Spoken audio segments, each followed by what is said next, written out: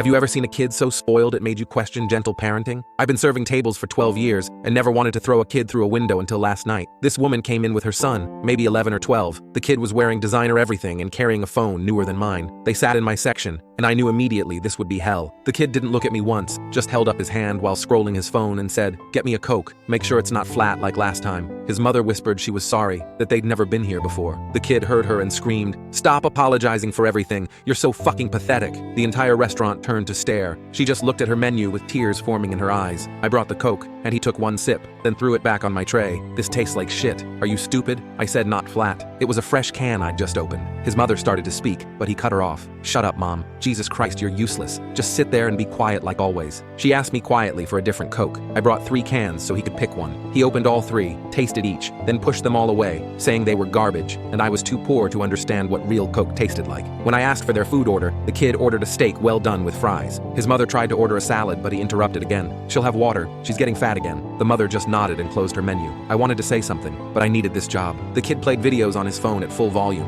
some shooting game with constant gunfire and screaming. Other customers were visibly annoyed. An elderly couple asked to be moved to a different section. A family with a baby left before ordering. The kid didn't care, just got louder. When I asked him to use headphones, he said, "Make me minimum wage, bitch." His mother reached toward his phone, and he slapped her hand away. "Touch my shit again and I'll call Dad. Tell him you're being a psycho." She pulled her hand back like she touched fire. The food came out, and immediately he started screaming, "This is burnt! Are you all retarded back there?" He stood up and threw the plate on the floor. Steak, fries, and sauce everywhere. His mother dropped to her knees, trying to clean it up with napkins while crying. He laughed at her. "Look at you, on your knees like a dog. This is why Dad left you for someone better." That's when this man from the corner booth stood up. Big guy, probably 60s, wearing a plain work shirt. He walked over, calm as anything, while the kid was mid-scream about suing the restaurant for emotional damage. The man pulled out a chair, sat down backwards facing the kid, and just stared at him. Didn't say anything at first. The kid tried to keep screaming, but the man just kept staring, completely silent, not blinking. The kid's voice got quieter, then stopped. The man leaned forward and said something I couldn't hear. The kid's face went white. The man kept talking in this low voice, never raising it, never looking away from the kid's eyes. Whatever he was saying, the kid started shrinking into his seat. Then the man stood up, looked at the mother, and said loud enough for everyone to hear that some boys need to learn what happens when they make their mothers cry in public.